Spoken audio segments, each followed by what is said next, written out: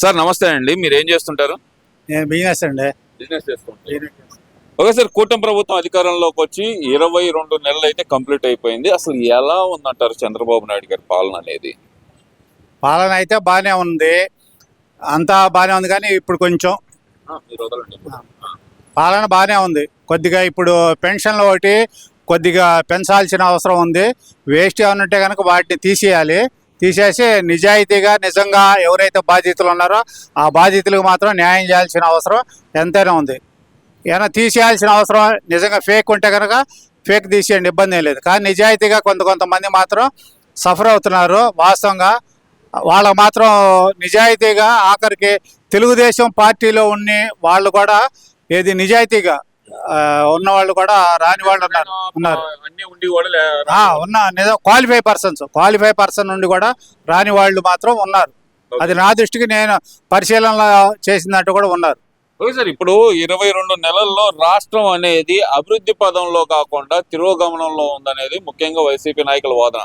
అప్పులు కుప్పం చేసేస్తున్నాడు చంద్రబాబు నాయుడు రాష్ట్రాన్ని అంటున్నారు కదా, నిజమే అంటారు? అది అంటే అప్పు అనేది వాళ్ళ ఏ రాష్ట్రంలో ఎక్కడైనా ఏ దేశంలో అయినా సరే అది ఒక కామన్ అవసరాల కోసం, కుటుంబంలో అయినా సరే అవసరం కోసం అప్పు తీసుకోవటం, మళ్ళీ మనం ఒక వెసులుబాటు అయినప్పుడు తీర్చడం అనేది అది తప్పని పరిస్థితి. అది ఎక్కడ మన దగ్గరే కాదు, ఏ రాష్ట్రంలో ఏ దేశంలో అయినా సరే ఉంది. ఒక దేశం కూడా వైబిలిటీ అవటం కోసం ఇంకో దేశం దగ్గర అప్పు తీసుకుంటుంది, మళ్ళీ తిరిగి చెల్లిస్తుంటుంది. ఒక దేశం అట్లనే ఒక కుటుంబం కానీ ఒక రాష్ట్రం కానీ అన్నీ కూడా తప్పదు. అది తప్పని పరిస్థితి. అది ఇక్కడ డబ్బులు తీసుకొచ్చి ఒక ప్రాంతం అభివృద్ధి కోసమే వాడేస్తున్నారు చంద్రబాబు నాయుడు గారు. మొత్తం అనేది బురదలో పోసిన పన్నీరు లాగా తయారవుతుంది. ఒక అమరావతి అనేది డెత్ ప్రాజెక్ట్ ని కడుతున్నారు అనేది వైసీపీ నాయకులు వాదన. మరి దానికి ఏం చెప్తారు? అంటే ఇప్పుడు ఎక్కడైనా సరే వాదన ప్రతివాదన అనేది జరుగుతూ ఉంటుంది కామన్గానే. కానీ దాంట్లో విషయంలో నిజమేంటి అబద్ధం ఏంటి అనేది తెలుసుకోవడం ఒకటి కొద్దిగా విఘ్నతగా ఉండాలి, అది ఒకటి. రెండోది పెట్టుబడి పెట్టాలి. ఈ రోజున పెట్టుబడి పెట్టకుండా నిర్మాణం అనేది జరగదు. కొత్త నిర్మాణం కొత్త టెక్నాలజీ ప్రకారంగానే చేయాలి.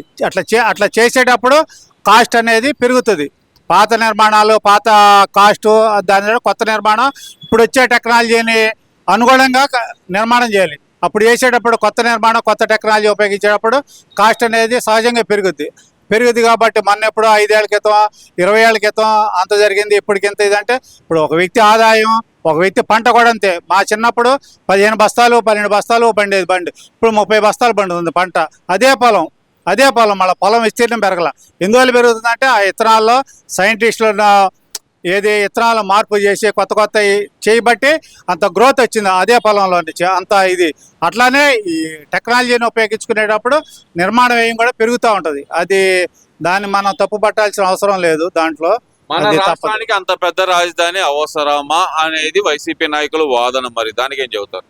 అంటే భవిష్యత్తు అవసరాలను బట్టి పెంచుకుంటా పోవాలి, తప్పదు. అప్పుడు ఫ్యూచర్ ఇప్పుడు కట్టేది ఇప్పుడు ఒక 2 బెడ్రూమ్ ఉంటుంది, చిన్నపిల్లలు ఉంటారు ఒకళ్ళు ఇద్దరు, వాళ్ళకి ఇప్పుడు సరిపోద్ది. రేపు చదువులు ఎక్కువ వచ్చినాక పెళ్ళిడికి వచ్చినాక 2 బెడ్రూమ్ ఆ మధ్యతరగతి కుటుంబం చాలు. అందుకని ఇప్పుడే 3 బెడ్రూమ్ కొనుక్కొద్దాం, కొద్దిగా 10 లక్షలు ఎక్కువైనా సరే ఫైనాన్స్ తీసుకొని అయినా అని ఒక మిడిల్ క్లాస్ ఎంప్లాయ్ ఆలోచన చేస్తున్నాడు.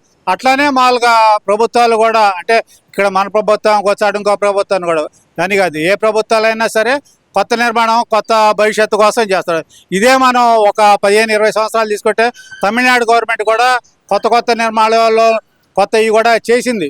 చాలా డబ్బు ఎక్కువ ఖర్చు పెట్టి చాలా జరిగినాయి మన పక్క రాష్ట్రం తమిళనాడులో కూడా. అట్లా భవిష్యత్తు అవసరాల కోసం తప్పదు మరి ఇప్పటి నుంచే ఒక ప్లానింగ్ చేసుకోవటం.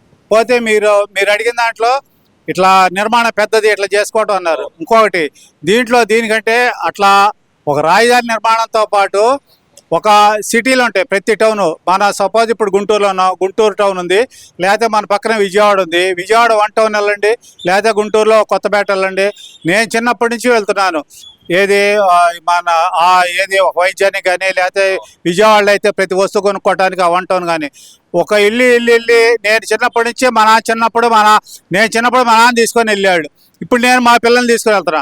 అదే రోడ్లు అదే ఇది రోడ్లు ఏం పెరగలేదు, కానీ జనాభా పెరిగారు, వెహికల్స్ పెరిగింది, పాపులేషన్ పెరిగింది, అక్కడ రష్ పెరిగింది, వ్యాపారాలు పెరిగినాయి. కానీ బాగా విరికాయి, బాగా జనం సఫర్ అవుతున్నారు. సమాజంలో కొన్ని వర్గాలు కొన్ని ప్రదేశాలు కొన్ని చోట్ల సంపద అనేది పోగుపడుతుంది. ఆ పోగుపడ్డ సంపదని రిటైల్ మార్కెట్లో తీసుకురాగలగాలి, డెవలప్ ఆ సిటీని పెంచగలగాలి. పెంచితే అప్పుడు నిజమైన అభివృద్ధి అనేది ఇంకెక్కువ జరుగుతుంది. ఫర్ ఎగ్జాంపుల్ విజయవాడ టౌన్ ఉంది, లేకపోతే గుంటూరు కొత్తపేట ఉంది, ఇట్లా బాగా ఇరుగ్గా జరుగుతుంది.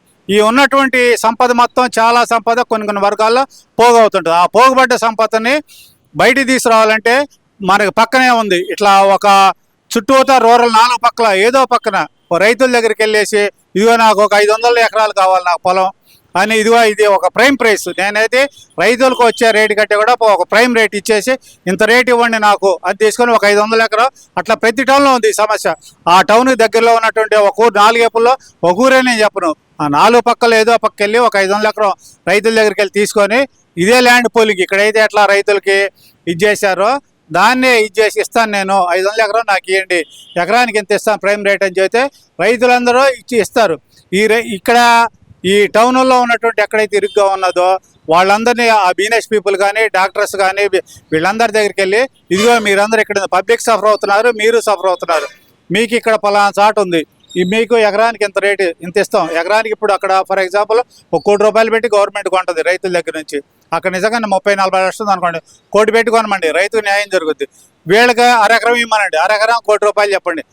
వీళ్ళకి గవర్నమెంట్ సింపుల్గా 50-100 కోట్లు ఖర్చు పెడితే చాలు, రోడ్లు డ్రైనేజ్ కరెంటు ఈ 3 ఇస్తే చాలు గవర్నమెంట్, వేరే ఏమి అసలు. ఇక్కడ నిన్న జగన్మోహన్ రెడ్డి గారు కూడా అదే అంటుంది, మావిగన్ అనేది ఒకటి చెబుతున్నారు కదా ఆయన, మచిలీపట్నం విజయవాడ గుంటూరు కలిపేస్తే కనుక అదే రాజధాని అయిపోతుందనే మాట ఆయన చెబుతున్నాడు కదా. మరి అది రాజధాని గురించి చెప్పాను నేను. ఒక టౌన్ అనేది టౌన్ పెంచటం, టౌన్ బయటకు తీసుకెళ్తే ఈ డబ్బు మొత్తం వాళ్ళు కొంటారు, ఈ మిగతా రిమైనింగ్ గవర్నమెంట్ కింద ఉంటుంది, ఈ అరెకరం వాళ్ళకి ఇస్తారు, రోడ్లు ఇవన్నీ గవర్నమెంట్ ఇస్తుంది ఆ 100 కోట్లతో.